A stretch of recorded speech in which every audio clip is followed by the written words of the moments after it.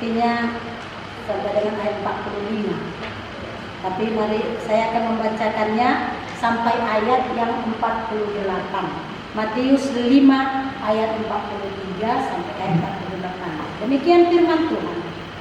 Kamu telah mendengar firman, kasihilah sesamamu manusia dan bencilah musuhmu. Tetapi aku berkata kepadamu, kasihilah musuhmu dan berdoalah bagi mereka yang menganiaya kamu. Karena dengan demikianlah kamu menjadi anak-anak Bapamu yang di sorga, yang menerbitkan matahari bagi orang yang jahat dan orang yang baik, dan menurunkan hujan bagi orang yang benar dan orang yang tidak benar. Apabila kamu mengasihi orang yang mengasihi kamu, apakah upahmu? Bukankah pemungut cukai juga berbuat demikian? Dan apabila kamu hanya memberi salam kepada saudara-saudaramu saja, apakah lebihnya daripada perbuatan orang lain? Bukankah orang yang tidak mengenal Allah pun berbuat demikian? Karena itulah haruslah kamu sempurna, sama seperti Bapamu yang di sorga adalah sempurna. Itu firman-Nya. Sebelum masuk ke ayat 43, kasihilah sesama manusia, kasihilah musuhmu. Pertama, ini adalah Yesus disandingkan dengan hukum Taurat gitu. Jadi kalau di hukum Taurat jangan kan gitu. Artinya larangan.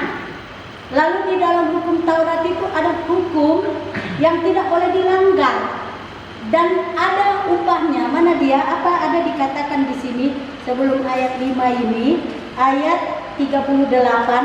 Kamu telah mendengar firman, mata ganti mata, gigi ganti gigi. Nah itu dia. Itu hukumnya pas. Kenapa? Supaya jangan berlaku kesalahan-kesalahan lagi. Kalau matamu dicongkel-congkel aja mata dia, kan gitu kan? Jadi sama-sama merasakan. Artinya hukum itu harus sama. Hukum yang kita terima dengan hukum yang dari musuh kita. Itu berjalan begitu. Tetapi pada saat Yesus sudah melunasi semua apa yang tidak bisa kita tutupi, apa yang tidak bisa kita lakukan di hukum Taurat karena nggak mampu. Lalu kata Yesus, itu dulu, kan katanya kan, itu dulu. Sekarang apa katanya? Tetapi aku berkata kepadamu, kata Yesus sama imam-imam sama orang banyak, inilah begini dia. Apa kata Yesus? Kasihilah musuhmu dan berdoalah bagi, apa enggak perbedaan langit dan bumi? Jangankan mengasihi, jangankan berdoa untuk dia. Nengok mukanya pun enggak mau kita. Kan sulit kan? Sulit kan? Langsung bertimbal balik dia 360 derajat lebih. Pertama, mata ganti mata, gigi ganti gigi, itu berlaku. Lalu udahlah, kasihilah sesamamu manusia, tapi musuhmu bencilah. Udah masih boleh kan? Udah wajar. Tetapi kali ini enggak. Orang yang membencimu dan yang kau benci, kan ada orang kita benci dia nggak benci kita, kan ada gitu kan, kayak kalian ini lah, nggak ada yang benci nengok Inang, tapi Inang nggak benci nengok kalian, atau sebaliknya, kalian suka, aku benci, kan udah itu pas itu. Tapi kalau ini tidak, orang yang membenci kita dan yang kita benci harus apa katanya? Diampuni dan didoakan. Sanggup nggak? Jujur aja. Sanggup enggak? Dari sudut, baik dari sudut iman, ke gereja kita, rajin ke gereja kita, mendengar firman, YouTube, Facebook, semua sudah kita jalankan tentang kerohanian. Kalau mendoakan musuh, bagaimana caranya? Coba, apalah mau kita bilang? Tuhan ampunilah, gitu. Tuhan ampunilah dia karena dia tidak tahu apa yang dia perbuat, kayak Tuhan Yesus itu. Dan Inang tanya dulu, ada dosa yang nggak disengaja? Mana dosa tidak disengaja? Kalau ada dosa tidak disengaja, ngapain minta maaf? Tidak ada penyesalan, kan? Nggak ada kan ya? Ya sebenarnya tahu kita itu salah, maka kita bilang, kok gitu tadi ya? Aduh, mana ini ya? Nah kan, kalau jadi kan kadang kita berdoa kan gitu, Tuhan ampunilah dosa kami, apa yang kami sengaja dan tidak kami ada. Sedang ini kan minggu-minggu apa ini passion kan, Dek? Nanti ada di sini ada minggu-minggu passion. Tadi apa? Kamis malam aja. Ada Bu ya. Baru Jumatnya kan tidak. Jumatnya kita kan udah Jumat Agung kan. Judas Iskariot. Nanti siapa yang kucium itulah dia kan katanya kan. Sengaja kan. Lalu setelah Yesus ditengok dilibas, diludahi, apa katanya? Kayak gitu rupanya. 30 dinar kan? Itu uang dulu kan 30 dinar. Lalu dicampakkan dia dan menjadi tanah darah sampai waktu itu. Nggak tahu sampai sekarang orang tidak mau membelinya. Nah gitu. Jadi sengaja tidak itu. Ada sengaja? Tidak. Ada silap. Enggak ada silap. Jadi apa yang membuat kita salah sering? Apa? Iman. Ya, jujur aja. Masa udah 17 tahun umurnya kok nggak tahu mana yang salah mana yang enggak? Benar aja. Ya kan? Kalau tahu dia membedakan mana makanan pahit dan mana makanan manis, masa nggak tahu dia mana yang enak mana yang tidak? Tahu dia mana yang baik dan tidak baik? Semua tahu kan? Itu sebabnya pohon itu pohon pengetahuan yang baik dan yang buruk.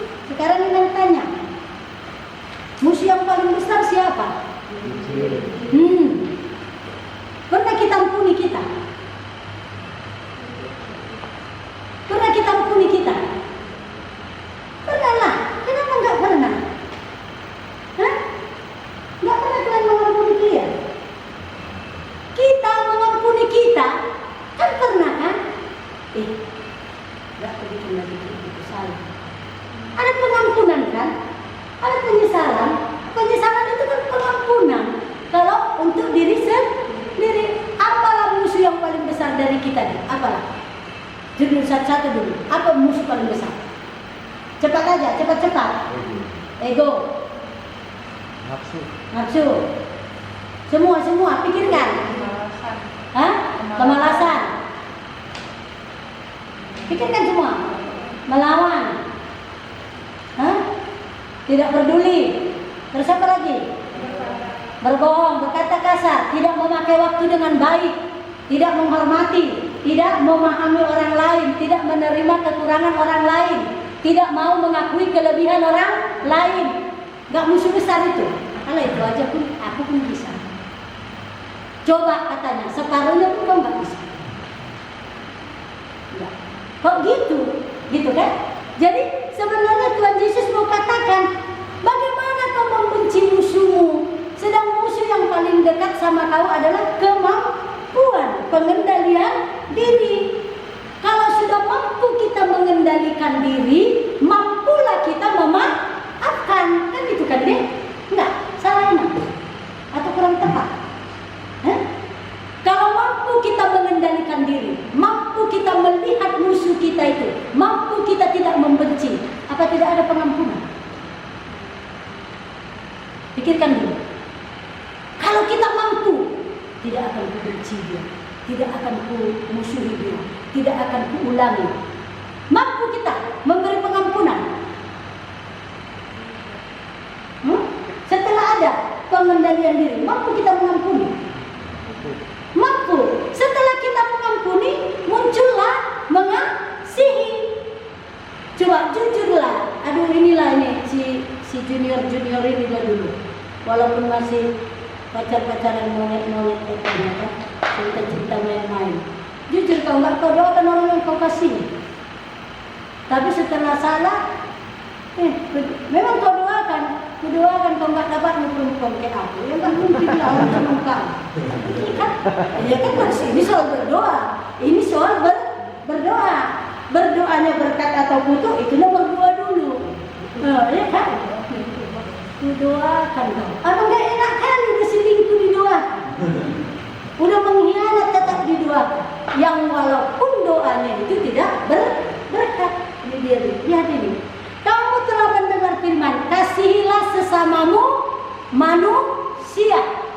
Lalu apa katanya? Dan bencilah musuhmu. Itu dari sudut apa nih? Daging. Dari sudut daging. Ya kan? Enak kali membenci musuh kan? Wajar lah. Namanya musuh. Masa gak dibenci musuh? Tetapi apa katanya? Ayat 46. Apabila kamu mengasihi orang yang mengasihi kamu, apakah upahmu? Apa pialamu? Apa jasamu? Apa bagianmu? Ya kan? Apa hadiahmu? Apa kelebihanmu? Mana karaktermu? Itu maksudnya. Karakter mana yang kau miliki? Kalau yang ngasihi kau kasih. Kita kan wajar saling mengasihi ya kan, Dek? Hah? Kau kasih Epurus Haka yang baru terpilih, pendeta itu. Enggak, enggak kau kenal. Kayak jujur-jujur aja, itu maksudnya itu. Kalau kita mengasihi orang yang mengasihi kita, yang mengenal kita, yang sahabat kita, yang karena kita bertemu, yang karena kita sering bergaul, yang karena kita sering bersama, apa deh? Ya kan? Jadi Yesus mau merombak pola pikir, merombak sifat, merombak iman, merombak keadaan itu. Terbalik dengan dunia ini. Itu dia. Kalau dunia wajar mengasihi yang mengasihi kita. Tapi kalau Yesus tidak, apa katanya? Kasihilah musuhmu dan bahkan berkati. Doa itu berkat. Kalau kita mendoakan orang kan, Tuhan jaga dia di jalan, Tuhan berikan dia panjang umur. Kalau pas ulang tahun, kalau dia pas menikah, Tuhan berkati rumah tangganya. Berarti mendoakan adalah memberikan yang terbaik buat musuh kita. Itu gimana? Ada yang nggak suka atau ada yang mengaku berarti salah sesuatu. Kita membenci seseorang belum tentu memusuhi ya, Dek. Jangan salah ya. Jangan salah. Ada membenci karakter, ada membenci pola berpakaiannya, ada membenci cara dia berbicara, tidak menyeluruh. Tetapi yang jelas kalau kita sudah membenci, ada sesuatu yang tidak kita suka. Bagaimana? Besok nantilah ya. Nanti ini kita berdoa dulu ya. Dua berantai ya. Tengok kawan yang di sampingmu, itu yang kau doakan. Kalau ini si Diori, si Dian tadi doakan, kan gitu. Si Dian, si David dah, David itu, gitu kan? Baru nanti kalian mendoakan si Diori, kan gitu. Pas kan titiknya, ya. Jadi tidak perlu kusuruh kalian tanya apa kebutuhan. Kalau kalian berteman, pasti tahu apa yang pergumulan kawannya. Kalau enggak, berarti duduk sama makan miso, bayar masing-masing. Kakaknya situ mau kerupuk, dimakan kerupuk. Mau nggak makan kerupuk, Kak Raba 20 ribu, itu makan miso. Kita tidak. Kita persekutuan bersama bernyanyi, bersama belajar, bersama tertawa, bersama beria. Ingat ya, jangan tak usah panjang, jangan ditutup dengan amin. Kami berdoa di dalam Yesus Kristus saja, sambung. Ya, jangan ada karena gagap, udahlah itu Tuhan. Dijawab Tuhan, udah menjadi. Kan mengasihi. Ini deh, apa katanya? Tetapi aku berkata kepadamu, kasih. Ayat 45 katanya. Karena dengan demikianlah kamu menjadi anak-anak Bapamu, bukan bapak. Kalau bapak lain, bapak lain, Bapa, tidak pakai K. Bapa, Allah yang kudus, yang sempurna, Yesus Kristus. Itu maksudnya. Jadi kalau kita tidak bisa mengampuni diri sendiri, mengontrol diri sendiri, merubah karakter diri sendiri, memperbaiki sifat yang di dalam, walaupun kita hidup bersama dengan pencuri, tetapi kita tidak harus pencuri. Itu Kristen. Kalau kita berkawan dengan pendeta, ngapain memperbaiki karakter? Ya udah jelas diperbaiki dia lah karakter kita, kan begitu kan? Atau orang-orang yang baik. Tapi kalau kita berteman dengan pembunuh, berteman dengan perkelahi, berteman dengan orang kita berantem dan segala macam, tapi kita mampu, itu kita, itulah baru namanya anak-anak Bapak. Ya senior ya, jadi ya kecil-kecil ini ya. Kalau nggak ada arti mau berkawan sama ini, jauhi aja. Kalau membawa nilai negatifnya ini, tapi lebih bagus mereka negatif, kamu membawa nilai positif, lebih bagus. Itu maksudnya memiliki karakter tersendiri. Ya, kalau memang nggak cocok katakan, bang, nggak cocok bang, nggak pas kayak gitu. Nah itu, kita punya karakter, bukan melawan, beda berantem, beda memperbaiki, beda menguatkan, ya, beda mempersatukan. Tidak semua suara keras itu kekerasan, tidak semua suara lembut itu kebaikan. Tidak, memperbaiki yang salah, menyatakan kebenaran itu biasanya berkarakter keras dan sering kita dibilang pembohong. Kenapa? Bukan begitu. Ya. Jadi nanti kalau kita pulang, cepat pulang sampai rumah. Dan lama di jalan, boleh panjang jalan, kalau jangan panjang. Ya kan? Boleh berbelok-belok jalan, kalau jangan belok-belok. Kenapa? Inang bilang berbeda Inang dengan tempat yang lain.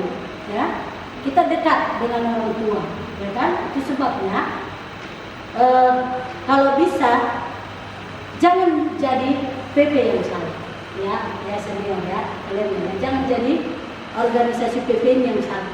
Jadi ya, jangan ada jadi dibilang sebaik masuk PP kok jalan lama pulang, nah, jangan gitu. Kena kami pembinanya, kena PHJ, ya kan? Kalau udah PHJ kena, berarti kena semua kan gitu kan? Itu memiliki nilai karakter yang tidak baik. Lalu lihat ayat ini.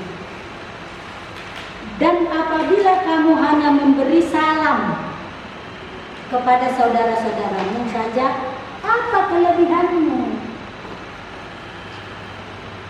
Berarti kayak mana kita selama ini? Yang mana kita? Sas dengan orang yang apa? Gimana? Ya? Contohnya lah, ikutlah nanti Boru Inang kan, Pedi ke Pratam. Mungkin dia nggak pandai menyelaraskan dengan kalian, kan bisa saja. Bagaimanalah karakter supaya orang ada rasa nyaman sama kita, nah, gitu. Itu salah satunya kelebihan. Jadi kalau nyamannya si Monik ini sama kalian itu wajar, namanya itu selalu sama ya kan. Tapi kalau ada orang yang baru masuk tetap nyaman, berarti berkarakter. Kumpulan itu deh, ya. Bukan Inang mau membela yang baru, bukan. Namanya aja dia memasuki satu kelompok yang baru. Beda dengan pemimpin. Umpamanya Inang dipanggil orang khotbah kan, beda. Biar bagaimana saya akan mampu menyelaraskan dengan medianya. Tetapi kalau yang numpang, kan numpang namanya itu kan. Jadi nats ini, tak tahu apakah ini dipilih. Yang pertama mau dibilang harus berbeda dengan dunia. Itu mau dibilang. Ingat ya, nats ini mengajarkan kita berbeda dengan dunia, mampu memberi yang tidak bisa diberikan oleh dunia. Apa itu? Mengasihi musuh dan yang memusuhi kita. Bahkan 2 kali lipat. Apa itu? Mampu memberi berkat melalui doa. Itu dia. Berikan berkat, berikan kesejahteraan, berikan kenyamanan bagi dia. Kalau orang merasa kita dimusuhi, tetapi kita selalu senyum kepada dia, maka dia akan menyesal. Gimana dia? Bisa? Bisa? Lama kali dijawab, tidak bisa. Sulit? Sulit. Memang harus belajar, harus berproses, harus mampu. Itu makanya Inang bilang tadi, siapa musuh yang paling sulit dikalahkan adalah diri sendiri. Ini suka ini menggaduhkan ini. Ini telinga kiri ke telinga kanan. Ini mendengarnya iya, ini mendengarnya Jadi, nah ini cuma selaras ini. Iya, nggak terjadi kan? Apa tadi dibilang kita? Ini salah pula lah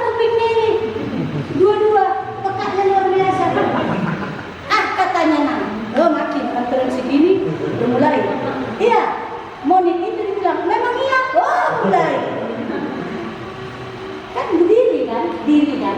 Jadi usahakanlah memberikan nilai-nilai yang tidak memecah, tidak bisa menyatukan, paling tidak memecahkan. Jadi ingat ya dek, karakter orang Kristen, bukan kubilang orang Batak, orang yang cerdas, bukan itu yang bilang ya, jelas. Karakter orang Kristen harus berani tampil beda dari sudut karakter. Walaupun kita dilihat orang kayaknya nggak tahu apa-apa, tapi pada saat diuji orang akan katakan, oh itu rupanya dia. Jangan terbalik. Selama ini orang pikir dia hebat, setelah diuji, jadi bodoh hati. Jangan.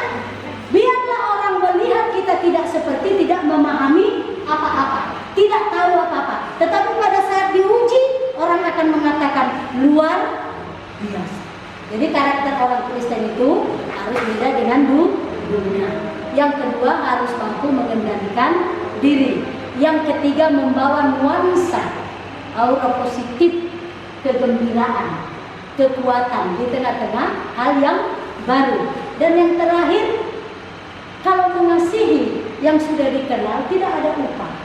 Supaya ada upah, kasihilah yang tidak kita kenal. Sapalah yang tidak pernah menyapa kita. Berilah senyum kepada orang yang tidak pernah memberi senyum kepada kita. Lalu upahnya apa? Engkau akan seperti Bapa. Kita kalau untuk sempurna tidak bisa kali, tetapi proses itu adalah proses menuju kesempurnaan. Sudah jelas?